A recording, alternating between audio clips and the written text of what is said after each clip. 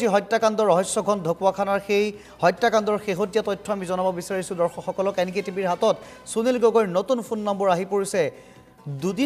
ঘটনাৰ দুদিন পূৰ্বে সুনীল গগৈয়ে সলনি কৰিছিল ফোন নম্বৰ। 30 আৰু 31 মে'ত এটা এয়াৰটেল নম্বৰলৈ পৰা সুনীল গগৈৰ ফোন আৰু সুনীল গগৈয়ে ফোন কৰিছিল এজন সতীৰ্থলৈ। সেই নম্বৰ আহি পৰিছে এনকে টিভিৰ হাতত। শেহতীয়া তথ্য আমি জনাইছোঁ এই মুহূৰ্তত। সুনীল গগৈয়ে ফোন অফ কৰিছিল প্ৰথমতে আৰু ফোন অফ কৰাৰ পিছত শেহতীয়াকৈ এটা এয়াৰটেল নম্বৰৰ পৰা এজন সতীৰ্থলৈ ফোন কৰিছিল সুনীল গগৈয়ে। ঢকুৱাখানাৰ যি চাঞ্চল্যকৰ ৰহস্যঘন হত্যাকাণ্ড, সেই হত্যাকাণ্ডৰ শেহতীয়া নতুন মূৰ এনকে টিভিৰ হাতত আহি পৰিছে সুনীল গগৈৰ নতুন ফোন নম্বৰ। ঘটনাৰ দুদিন পূৰ্বে সুনীল গগৈয়ে সলনি কৰিছিল ফোন নম্বৰ, সেই খবৰ আমি ইতিমধ্যে জনাইছোঁ। লগতে 30 আৰু 31 মে'ত এটা এয়াৰটেল নম্বৰৰ পৰা সুনীল গগৈয়ে ফোন কৰিছিল। ৰহস্যঘন হত্যাকাণ্ড, সেই হত্যাকাণ্ডৰ ক্লু এতিয়া আৰক্ষীয়ে বিচাৰি পোৱা নাই আৰু CIDক ইতিমধ্যে সমগ্ৰ দায়িত্ব দিয়া হৈছে তদন্তৰ। আৰু উল্লেখনীয়ভাৱে চিহ্নমুণ্ডও এতিয়ালৈকে বিচাৰি পোৱা নাই আৰক্ষী। আৰু শেহতীয়াকৈ কেতবোৰ তথ্য আৰক্ষীয়ে প্ৰকাশ কৰিছে, তথ্য উদ্ঘাটন কৰিছে আৰক্ষীয়ে যে টকা উলিয়াইছিল 80,000 টকা ধেমাজিৰ পৰা উলিয়াইছিল জাহাংগীৰৰ সৈতে সুনীলে একেলগে। একে ঠাইতে একে সময়তে দুয়োজনৰ ফোন লোকেশ্যন পোৱা হৈছে। আৰু তাৰ পিছতে 31 মে'ত ফোন অফ কৰিছিল জাহাংগীৰে আৰু তাৰ পিছত 30 মে'ত অৰ্থাৎ তাৰ পিছত 2 জুনত সংঘটিত হৈছিল সেই ভয়ংকৰ ৰহস্যঘন চাঞ্চল্যকৰ হত্যাকাণ্ড। তাৰ পিছতে আৰক্ষীয়ে প্ৰায় 16 দিনলৈকে ভাবি আছিল যে সেয়া সুনীল গগৈৰ মৃতদেহ। সুনীল গগৈৰ চিহ্নমুণ্ডৰ সন্দৰ্ভত অব্যাহত ৰাখিছিল তদন্ত আৰক্ষীয়ে, কিন্তু তাৰ পিছত পোহৰলৈ আহিছিল যে জাহাংগীৰ হুছেইনৰহে আছিল সেই মৃতদেহ। আৰু শেহতীয়াকৈ উল্লেখ কৰা হৈছে এই প্ৰসংগ যে সুনীল গগৈৰ যি ঢকুৱাখানাৰ চাঞ্চল্যকৰ হত্যাকাণ্ড, এনকে টিভিৰ হাতত সুনীল গগৈৰ নতুন নম্বৰ 30 আৰু 31 মে'ত যি দুদিন পূৰ্বে সুনীল গগৈ সলনি কৰিছিল ফোন নম্বৰ আৰু তাৰপিছত এটা এয়াৰটেল নম্বৰৰ পৰা এজন সতীৰ্থলৈ ফোন কৰিছিল সুনীলে। আমি ফোন লাইনত সংযুক্ত হৈছোঁ এই মুহূৰ্তত ঢকুৱাখানাৰ আমাৰ সাংবাদিক পুলকৰ সৈতে। পুলক, আপোনাৰ কাষলৈ এই মুহূৰ্তত আহিছোঁ যিহেতু নতুন মূৰ আৰু এনকে টিভিৰ হাতত সেই ফোন নম্বৰ আহি পৰিছে, তথ্য আহি পৰিছে যে এটা এয়াৰটেল নম্বৰৰ পৰা সতীৰ্থলৈ ফোন কৰিছিল সুনীলে। কি জনাব শেহতীয়া তথ্য পুলক? চাঞ্চল্যকৰ তথ্য পোহৰলৈ আহিছে ঢকুৱাখানা কাণ্ডৰ। আৰু এই মুহূৰ্তত এনকে টিভিৰ হাতত পৰিছেহি সুনীল গগৈৰ যি শেহতীয়া ফোন নম্বৰ ঘটনা সংঘটিত হোৱা, অৰ্থাৎ 1 জুনৰ দুদিন পূৰ্বে যি এটা নম্বৰ সুনীল গগৈয়ে লৈছিল, নতুনকৈ তেওঁ সংযোগ হৈছিল সেই নাম্বাৰটোৰ সৈতে। সেই এয়াৰটেল নাম্বাৰটো হৈছে 99,575,11127।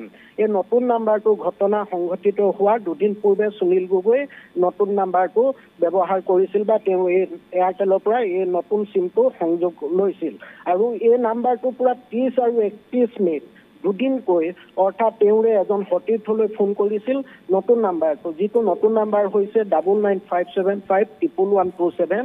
এই নতুন নাম্বাৰটোৰ পৰা 30 আৰু 31 মে'ত সুনীল গগৈয়ে তেওঁৰে এজন সতীৰ্থলৈ ফোন কৰিছিল আৰু দুবাৰকৈ ফোনত বহুতো কথা তেওঁ উল্লেখ কৰিছিল, যিসমূহ কথা ইতিমধ্যে তেখেতৰ সুনীল গগৈৰ পত্নী পুষ্পা গগৈ বাৰম্বাৰ কৈ আহিছে। সেই একেখিনি কথাকে নতুন ফোনটোৰ দ্বাৰা, নতুন ফোন নাম্বাৰটোৰ দ্বাৰা ফোন কৰি তেখেতৰ এজন সতীৰ্থক এইখিনি কথা উল্লেখ কৰিছিল। আৰু তাৰ আগতে আৰু এটা তথ্য হাতলৈ আহিছে আমাৰ হাতত ইতিমধ্যে। এই তথ্য এনকে টিভিতে প্ৰকাশ হৈছে, সম্প্ৰচাৰ হৈছে। একে সময়তে শেষবাৰৰ বাবে সুনীল আৰু জাহাংগীৰৰ ফোনৰ অৱস্থিতি পাইছিল সুনীল গগৈ সাপতীয়াৰ সেই বাসগৃহতে। তাৰ ইতিপূৰ্বে 31 মে'ৰ দিনা, অৰ্থাৎ 31 মে'ত তেওঁলোকে ধেমাজিৰ এটা বেংকৰ পৰা তেওঁলোকে 80,000 টকা উলিয়াইছিল সুনীল গগৈ, আৰু সেই মুহূৰ্ততো লগত আছিল জাহাংগীৰ হুছেইন। কিন্তু এইখিনিতে এটা গুৰুত্বপূৰ্ণ কথা যে তেখেতৰ পত্নী, অৰ্থাৎ সুনীল গগৈৰ পত্নী পুষ্পা গগৈ বাৰম্বাৰ সংবাদ মাধ্যম তথা আৰক্ষীকো অৱগত কৰি আহিছে যে অৰ্থাৎ 29 তাৰিখৰ দিনাহে শেষ দেখা হৈছিল জাহাংগীৰ হুছেইনৰ। আৰু তেওঁলোকৰ ঘৰলৈ আহিছিল। সেই দিনটো তেওঁলোকৰ ঘৰতে ঢকুৱাখানাৰ সাপতীয়াৰ চেতিয়া গাঁও সুনীল গগৈ গৃহতে তেওঁলোকে ভাত পানী খাইছিল। আৰু পৰৱৰ্তী দিনটোত 30 তাৰিখৰ দিনটোত তেওঁক ধেমাজিলৈ যোৱাৰ পথত, সুনীল গগৈ ধেমাজিলৈ যোৱাৰ পথত যি এটা জেজেমৰ কাম আছিল বুটিকুৰ অঞ্চলত, তাতে জাহাংগীৰক নমাই দিছিল বুলি তথ্য প্ৰকাশ পাইছে বা সুনীল গগৈৰ পত্নীয়েও সংবাদ মাধ্যমক অৱগত কৰিছে। কিন্তু তাৰ পিছদিনা, অৰ্থাৎ 31 মে'ৰ দিনা যিহেতু জাহাংগীৰ সৈতে সুনীল গগৈ ধেমাজিৰ এটা বেংকৰ পৰা যিহেতু 80,000 টকা উলিয়াইছিল আৰু সেই মুহূৰ্তত জাহাংগীৰ হুছেইন সুনীল গগৈৰ লগত আছিল, এইটো এই মুহূৰ্তত এটা ডাঙৰ ৰহস্য হৈ পৰিছে আৰু তাৰ সমান্তৰালকৈ আজি NKTVৰ হাতত সুনীল গগৈ নতুন ফোন নাম্বাৰটো আহি পৰিছে ইতিমধ্যে NKTV দৰ্শকসকলক আমি নাম্বাৰটো জনাইছো 9957511127 এই নাম্বাৰটো সুনীল গগৈৰ ঘটনা সংঘটিত হোৱা দুদিন পূৰ্বে তেখেতৰ যিসমূহ বেংক একাউণ্ট আছিল নিজা বেংক একাউণ্ট আছিল সেই বেংক একাউণ্টটো তথ্যটো কিন্তু তেওঁ এই নতুন নাম্বাৰটো সংযোগ কৰিছিল অৰ্থাৎ পুৰণা যি নাম্বাৰ আছিল